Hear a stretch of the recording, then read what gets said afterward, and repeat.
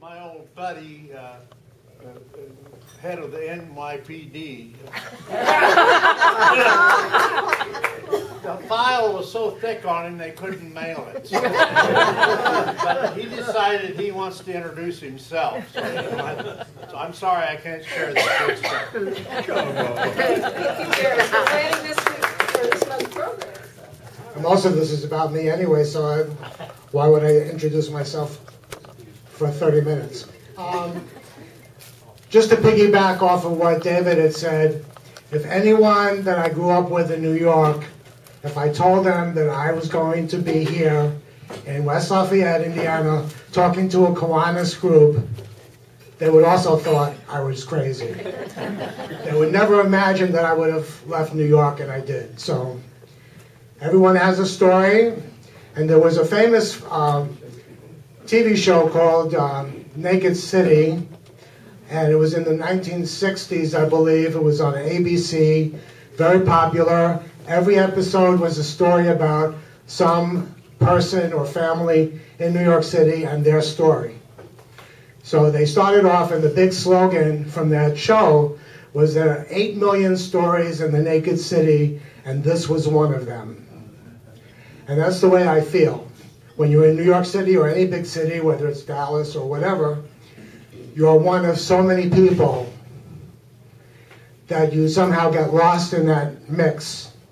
And yet, everyone has a story to tell. Everyone has a background and a history, and it's what makes America great. And with all the news reports, and I'm not getting political or anything, but with all the stories of the immigration going on, this is a story about that too. Jerris had invited me to speak to you about growing up in New York. I'm not sure what possessed him to contact me. Maybe he was desperate to fill a slot. But I can understand that there would be a certain amount of curiosity, especially if you never grew up in New York or in a large metropolis. And there's a certain fascination with that kind of thing, a similar fascination to say what would it be like if I grew up on Mars. And I was talking to Carl Fritton at the beginning, and Carl is from upstate New York, and I'm from downstate New York, and we said, you know, when you go to another town to live, I open up my mouth, they all know I'm not from the area that, you know, and you're not from around here, are you? I said, no. How did you guess that? So where are you from, New York, New Jersey? I said, yes, you hit it right. So I will never, ever, I mean, I spent years living in Chicago, and I spent years living in West Lafayette. I will never lose this accent. I will always be a New Yorker. But what defines me more than anything else is my family, who I am, what I believe in, and a special gratitude I have for my country. And there's nothing that defines me more than that than this lady over here. Lady Liberty. You see, I would not even be here if it was not for her. And wherever I go, when I think of New York City, I don't think of the Empire State Building, I don't think of Broadway, I think of her.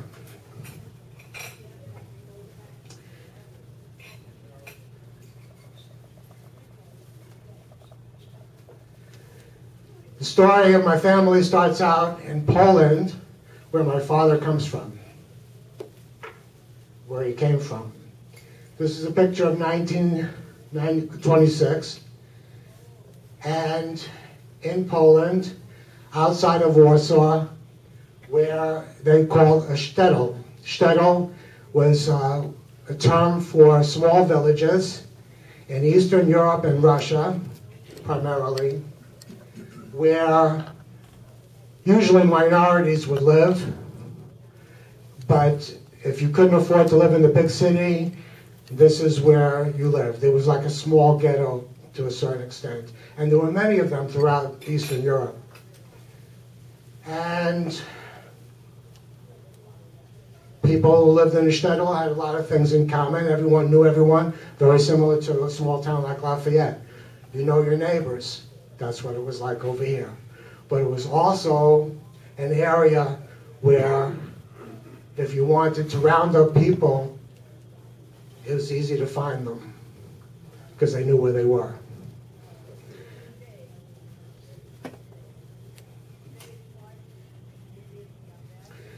Market day is very much like farmers market in downtown Lafayette or in Cumberland Park.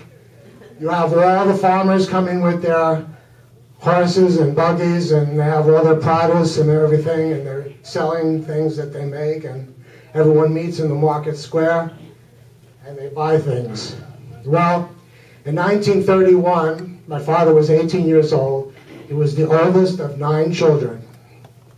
And being the oldest son, the family put him on a boat to come to America to make a living, save some money, and bring his family over.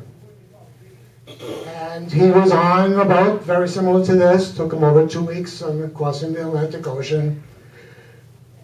Terrible surroundings. Just a suitcase in hand. And he was very much like this teenage boy over here.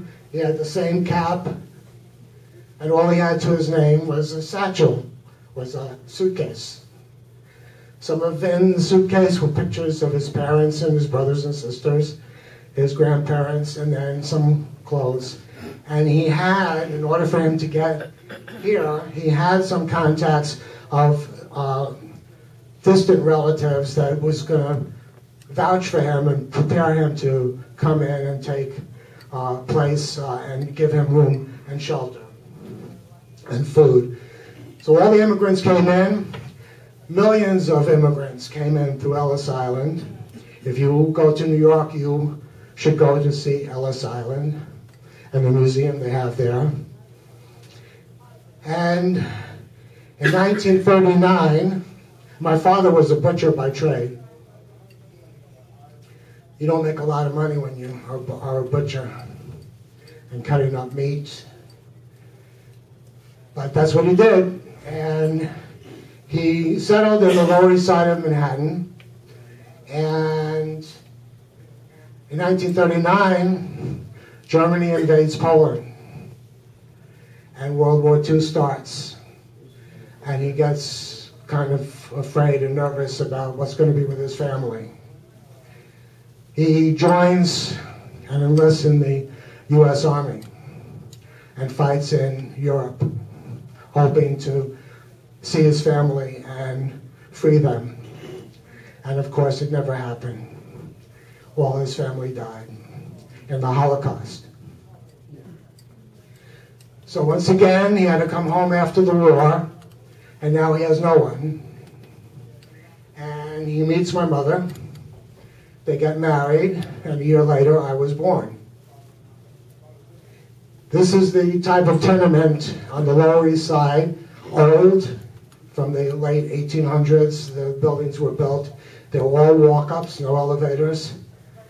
So if you had shopping bags from a grocery store, you had to climb 6 flights of stairs if you were on the 6th floor, on the top floor.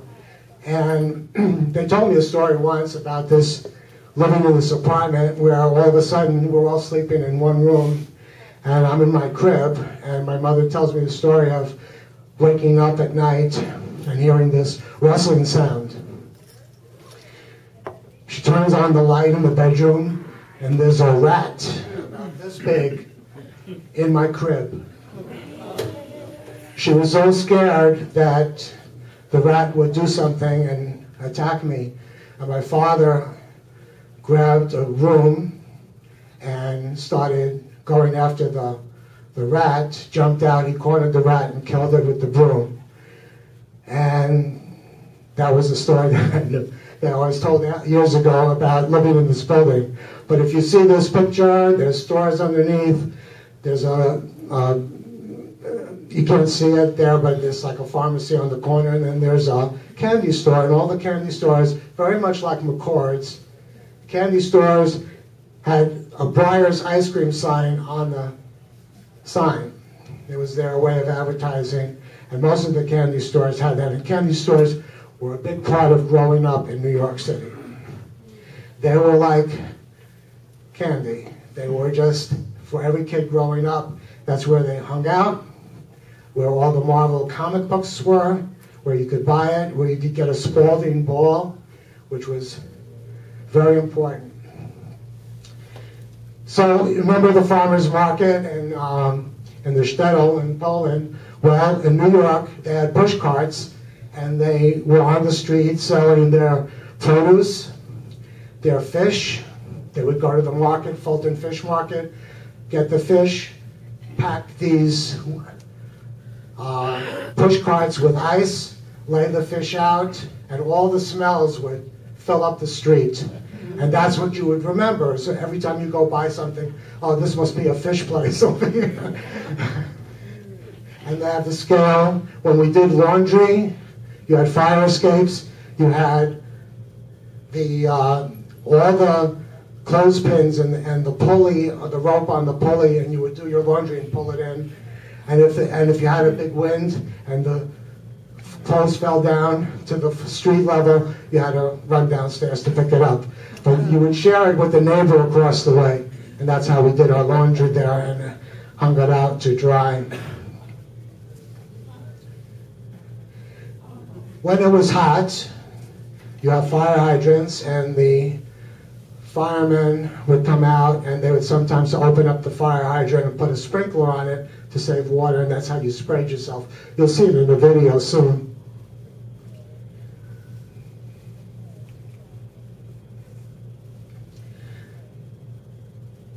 They had enough of living in downtown and Lower East Side.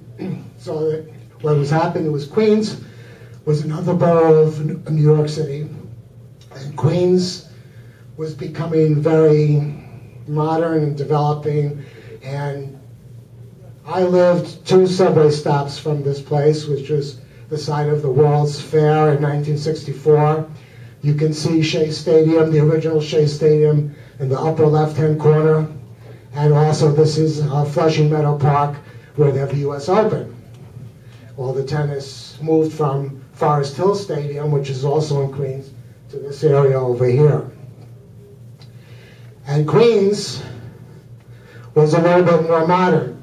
You see the apartment building there, very much like the apartment building that I lived in and grew up in. You have air conditioners in the windows. They didn't have central air at that time. You had the corner candy store, you see the Breyer's sign on there. Doesn't matter, all the candy stores had the same look to them. Comic books, newspapers on the outside, toys, penny candies, squirt guns, everything you need to have fun was in the candy store. They had egg creams. Anyone hear of an egg cream? New York egg cream is the most famous drink from New York. Yogi Berra, the catcher from the New York Yankees, decided to bottle it and created a drink called Yoo-Hoo. And the Yoo-Hoo drink was a poor imitation of this. But it's very easy to make. There's no egg in there. There's no cream in there. and typically in New York, it's called an egg cream. It has nothing to do with the ingredients. So, I make it from time to time. If you have SodaStream or just get club soda, you can make it too. All you need is chocolate syrup, about 1/8 to 1/4 cup of chocolate syrup, about 1/4 cup of whole milk. You can make it low fat if you want. And then you add club soda to it.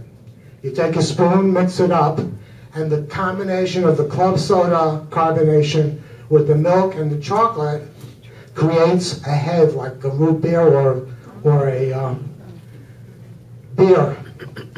And you get this thick foam that coats your lips, and it's sweet and fizzy, and it's just great. It's like a chocolate phosphate, but it's richer because it has the milk in there. Delicious. I keep on hitting the wrong. Yeah. This is the key to every boy every girl growing up in New York City was the Spalding ball. Anyone have that over here? Anyone? Okay. I knew I was moving to a foreign country when I came to West Lafayette. But this was originally a tennis ball that was made by the Spalding Company. Spalding's made basketballs. Very well known, just like Wilson. Very well known. They still sell it on Amazon. They used to cost like 25 cents in the candy store. Now, you'll pay like $5.95 for one ball, and you can get 24 of them in a case for about $2 and change a ball. So someone still's making them, and they used to have also called a Penske Pinky, which was their competition. These balls were special because they had a high bounce to them. And to pick out the ball, they'd have like a barrel of balls, and you take them in your hands, and you lift them up, and you just drop them. Some balls will go and jump high, and others would go low, and you would pick the ball that went the highest because that had the best bounce. And these would fly, literally fly. I mean, I could bounce it, and they would go boom, boom, boom, boom, boom. And they were fascinating. The other good thing about it is that they were made out of rubber. So the fuzzy part or the felt part that they have the outside of the tennis ball, if you strip it away, you almost have it like this. And we used to play on the sidewalks of New York. There's the ball. This is your net. And you would hit over the net, and you can hit to the corner just like ping pong. And you slap the ball like this, and you try to get the ball past your opponent without them hitting it back to you. We were inventors. These games were passed down from generation to generation. We had very little money. So what we did, we had to make up these games. And it kept us busy. It kept us interested in our neighbors. We always played with the kids on the block. Every time we came home from school, we were always outside. We were not indoors with our computers and our PlayStations. We weren't doing that. And kids had imagination. Superman leaps tall buildings in a single bound. Chalk was very key. If you wanted to play hopscotch, you got your chalk out and you made your hopscotch diagram on the sidewalk, in the street, and you'll see it soon. Scully was a huge game. You make the Scully board with the chalk. You take bottle caps from Coke bottles and fill them up with melted colored crayons to give weight to the cap.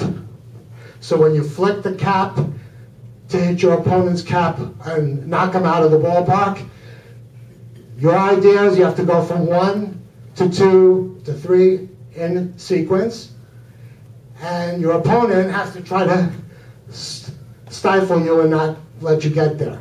The first person to get to number 13 becomes the killer. And they can go around, and if they touch your cap, you're dead, you're out of the game. The idea is to become the killer. This is a typical New York street game. Now, the reason why I'm focusing on the street games for now is the fact that we were talking about the Key Club, developing a Key Club for Kiwanis, and Kiwanis is all about kids. And part of what you'll see in the videos is the fact that the police department and the fire department in New York City now, because the kids have lost touch with these games, they don't know anything about this anymore. They decided they want to resurrect the games and have one day a year in the community where all the kids are invited to a playground or a park, and you have all the adults organizing these games and introducing the kids of this generation to the games of yesteryear. Okay, Lou?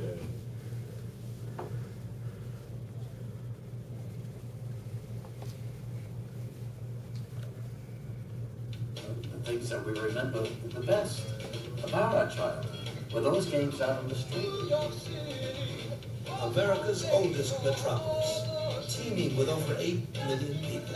New York has long been America's largest, most diverse city. The streets were our playground. That was it. You were your own Nintendo.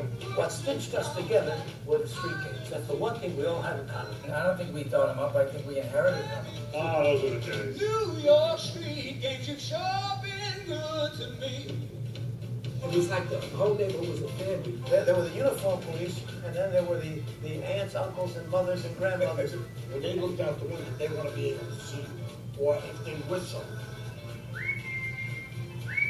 They all had heavy forearms, I remember. They had the pillow on the windowsill. In New York City, street games are the heart and soul of the city. Johnny on the podium, I remember it was a lot of fun unless he got hurt. That's one of the games my mother did not want me to play. Because we learned it from the hoods in our games. That's one game the big man was good at. I could play that once now, and I'd be in the emergency.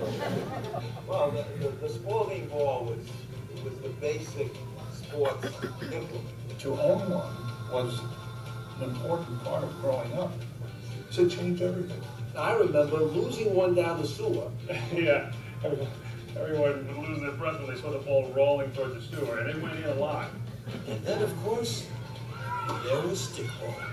You were a 3 sewer man. You were like the Babe Ruth of the block. I heard that Willie Mays hit 11 manholes. That was about 5 miles. Once in a while, I return to my old street in the Bronx, and I'm always taken by the fact that it was so quiet. There are no kids there. What's being lost is not just that the games are changing. It's the sense of community, the sense of engagement with a neighborhood, with a block. All that is being lost as we lose those games.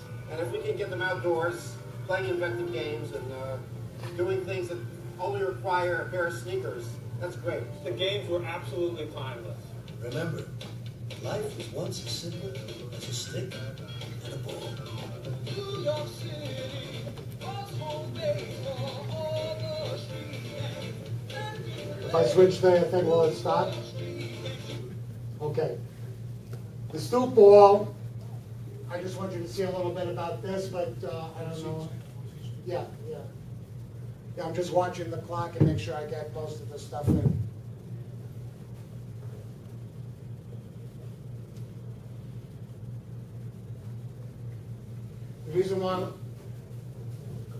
The reason why I wanted to show you this one is because the stoop ball is the game of New York City, and it transferred over to Wisconsin. And if you wanted to understand New York, you really had to understand the street games of the city. For instance, to understand stoop ball, you have to know that the Dutch brought the stoops to New York, so all the houses have stoops, so there's stoop ball games everywhere in New York. If I said to my daughter, you know, I used to love to play stoop ball, she wondered what the hell I was talking about.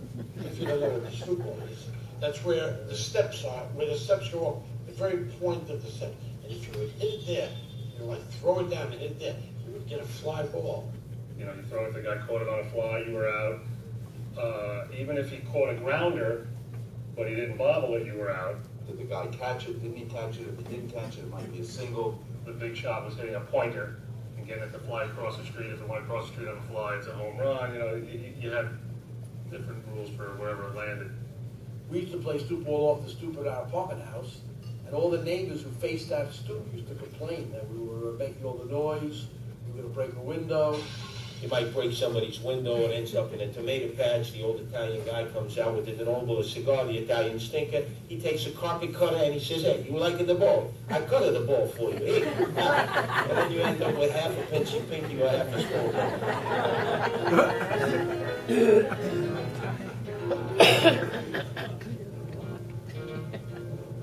Almost 900 miles from New York City, in the cornfields of Clinton, Wisconsin, Tom Kostrosik and the Stoop Ball League of America is keeping the game alive.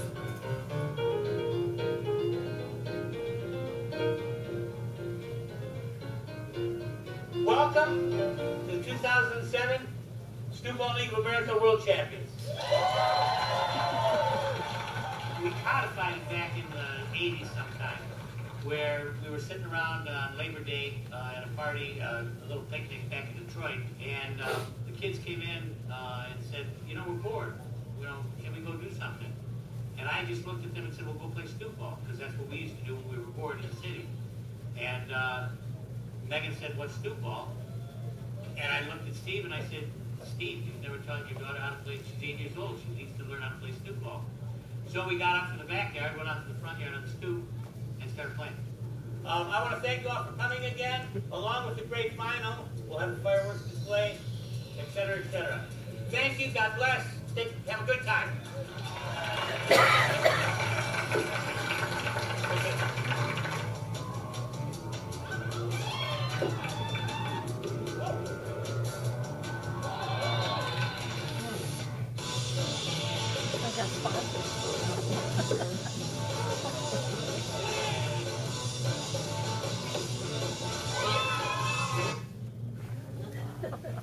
Okay, I just wanted to get to the next frame and move it along. I'm just going to play a little bit of this so you can see what happens when the community comes together. This is what the firemen and the policemen organize within every year for the people.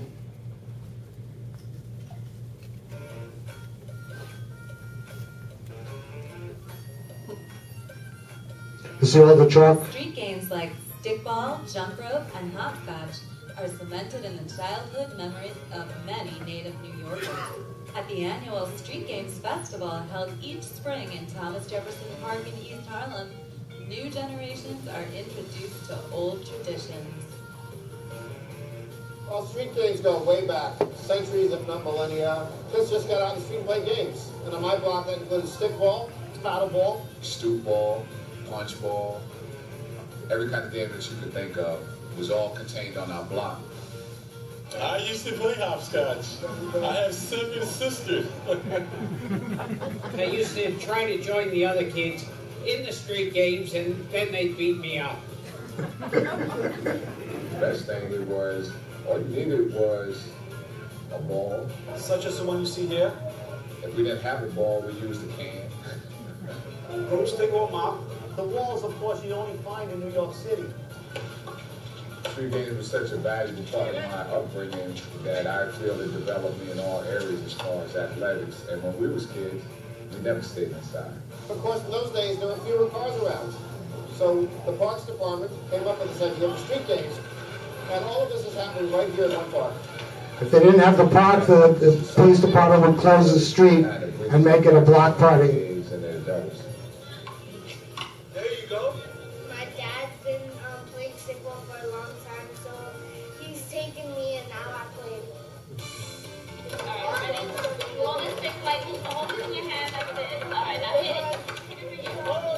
it. Okay. I have to cut it short, but you get the idea.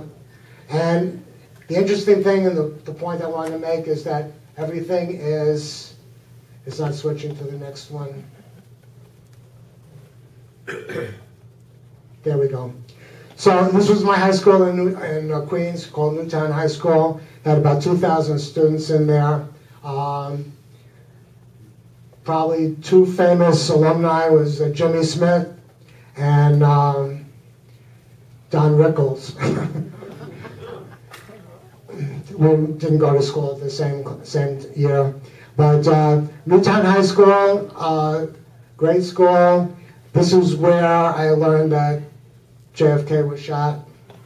Went to Brooklyn College, which is a part of the City University of New York. Free tuition. Not anymore. They're starting it again. New York did it, but we had free tuition, didn't cost a dime. We only paid for books and for transportation, for living, whatever. 4-year liberal arts college. I majored in music. Show a little bit about Brooklyn, which is my favorite borough.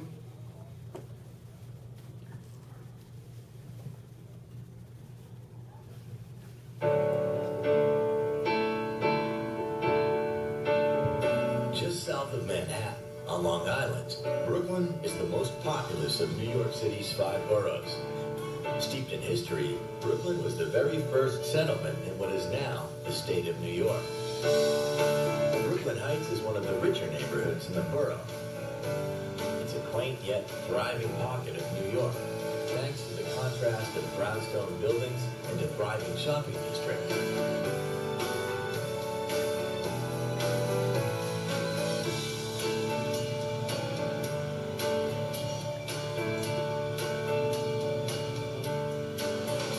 The centerpiece of Brooklyn Heights is the 85-acre Brooklyn Bridge Park.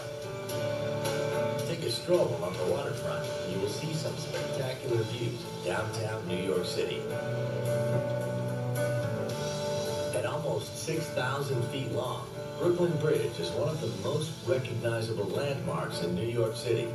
It spans the East River, connecting Brooklyn to Manhattan, and is crossed by some 4,000 pedestrians every day. Further south, 600-acre Prospect Park is something for everyone.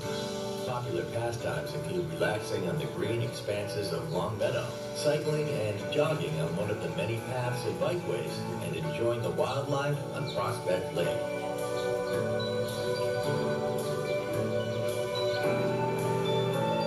They have a Japanese cherry blossom festival in this park. And they have Grand Army Plaza, which is on the historical landmark, National Historical Landmark. Bordering the Atlantic Ocean, Coney Island was once the largest amusement area in the United States. Some iconic attractions and stores remain today, including Nathan's famous hot dog and the Cyclone. Cyclone was built in 1929. Coney Island backs down onto pristine sandy beaches.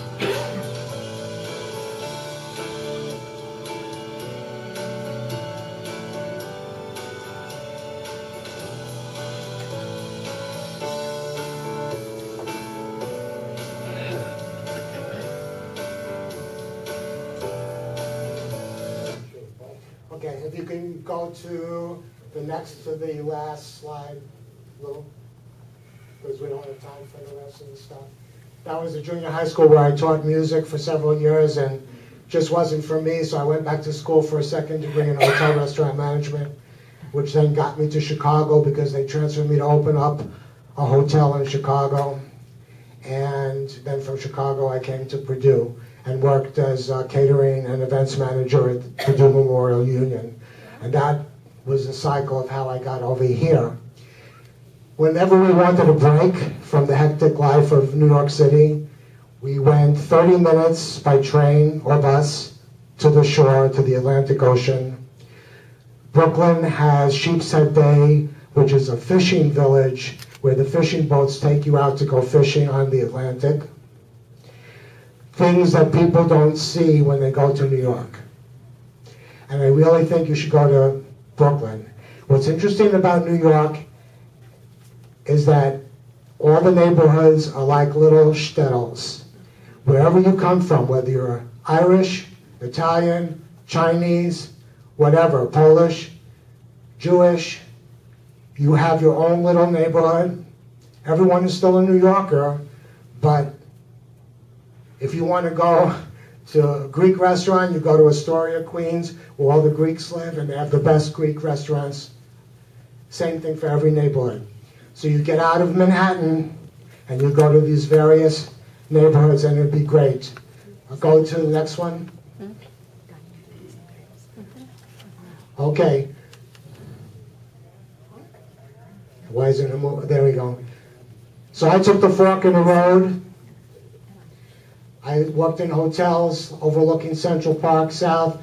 I had met many celebrities, Betty Davis, Frank Sinatra, Tom Selleck, Barbra Streisand. There were stories that I could tell you about this, but we don't have time. Go ahead, go ahead. Thanks, David. Good luck to you.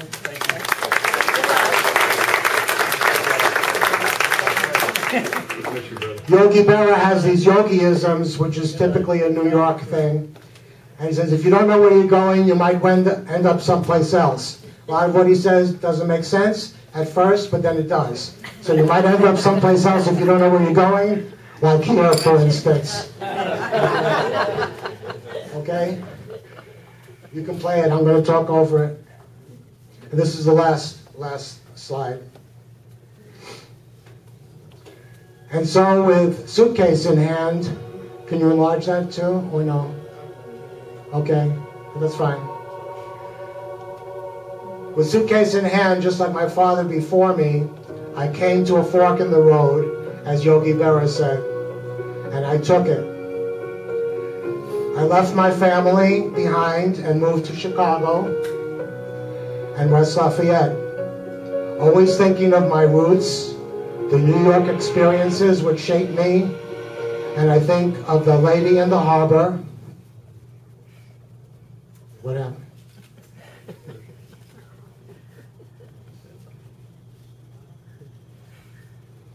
Well, I think of the lady in the harbor.